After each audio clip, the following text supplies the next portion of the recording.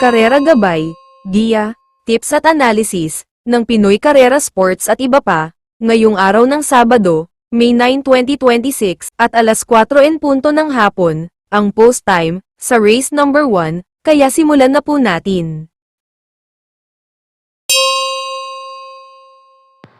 Simulan na po natin at paalala lang po, 1,300 meters na distansya ang paglalabanan ng mga kalahok sa araw na to. At dito sa race number 1 ang panimula na winner take all at ang post time alas 4:00 ng hapon. Para sa unang puntusan na winner take all, 3 kalahok dito ang pwede niyong pagtuunan ng pansin. Tingnan nyo na lang sa bentahan. Itong numero 1 Sultan Bell, numero 3 na Sea Mischief at numero 6 na Confidence Surge. Ang pamprimera ko na rin dito, malamang ito na rin ang malamado sa grupo na to. Unang takbo nga lang sa ganitong distansya, numero 3 na Sea Mischief. Uling takbo nito ay sa Metro Turf at pameba na 1.25.6 sa 1,400 meters sa distansya. Opi Cortez ang Romenda at tinalo nito sa laban niya na yon ay si Windmill of Summer, Great Balls of Fire at iba pa. At nung tumakbo naman to sa 1,200 meters na distansya sa Novatoran niya, Opi Cortez din naman na Romenda, 1.13 sarado ang Preneba at kalahating kabayong layo lang tong nasigundo kay Miss Rainbow. At panigundo ko naman dito, palagay ko magbibigay ng magandang laban itong numero 6 na Confidence Surge. Nauling takbo nito sa 1,200 meters na distansya, 1.13 sarado rin naman ang Preneba, R.A. Basi ang Romenda at malayo nitong nadomina si I Dominate.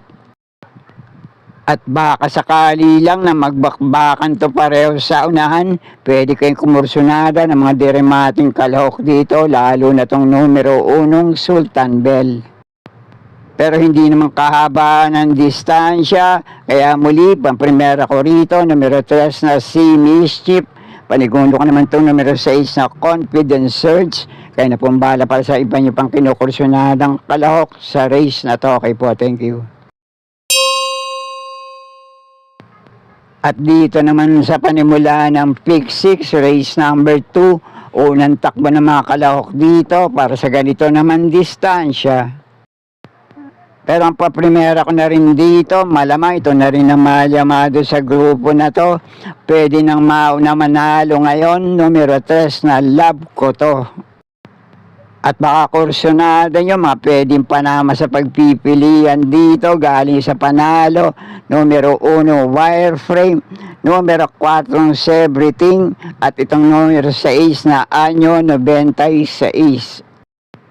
Pero ang panigundo, panilat ko naman dito, pwedeng humabol sa harapan kay Love Ko To, numero 6 na Anyo 96. Kaya muli para sa race number 2, pamprimera ko rito, numero 3 na Love Ko To, panigundo ko naman ito numero 6 na Anyo 96. At dun sa ibang kalok na nabanggit ko rito, kaya napumbala magsama kung kursunada nyo. Okay po, thank you. At dito naman sa race number 3, ang panimula ng unang puntusan ng Pick 5. Isang magandang laban to para sa 3 debanderang kalahok. Laban naman sa 4 na diremating kalahok dito. Yung 3 kalahok dito na pare-pareho Metulin, numero 2 na Melania, itong numero 7 Elegant Lady, at pwedeng mauna makabandera rito, numero 3 na M Butterfly.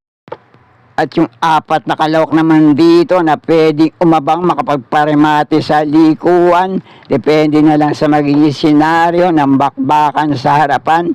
Numero 1 Matikas, numero 4 Elizabeth Joy, numero 5 Instant Notice, at itong numero 6 na Super Majority.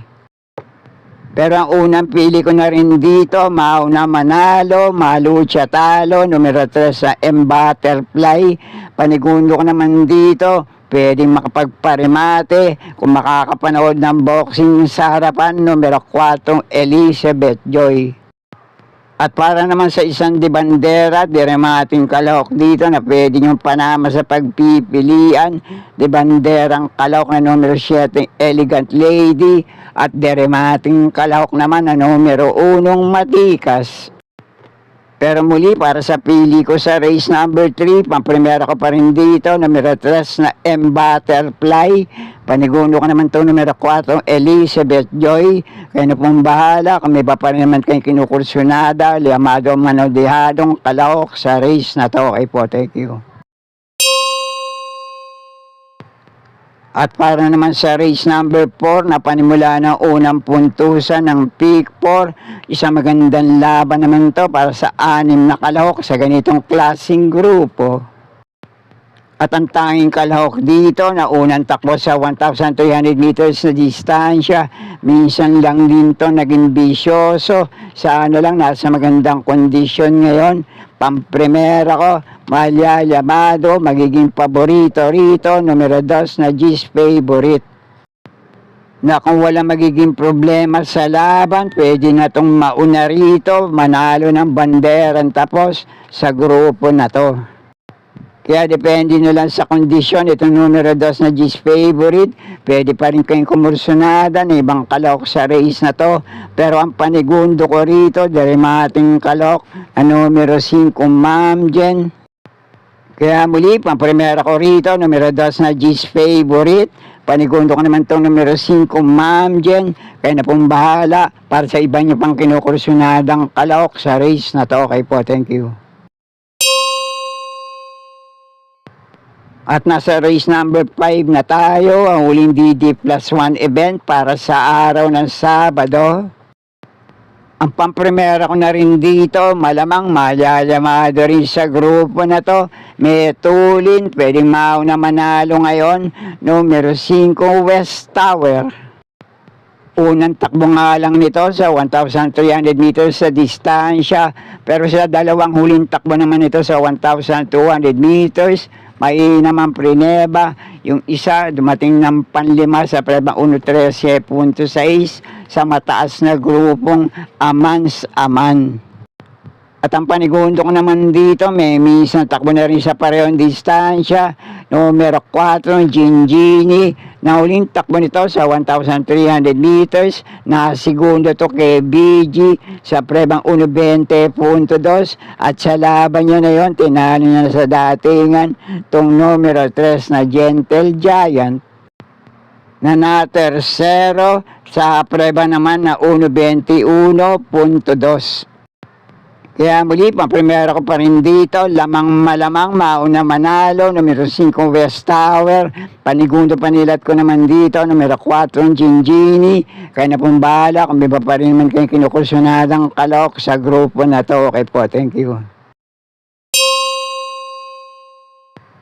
At narito na tayo sa penultimate race, race number 6. Malamang malyamado sa grupo na to. Ang pamprimera ko, galing sa panalo, pwede pa rin makaulit ngayon, numero 2 na Summerall. Panigundo ko naman dito, may minsan laban na rin kay Summerall, pero sa 1,400 meters na distansya, numero 5 title holder.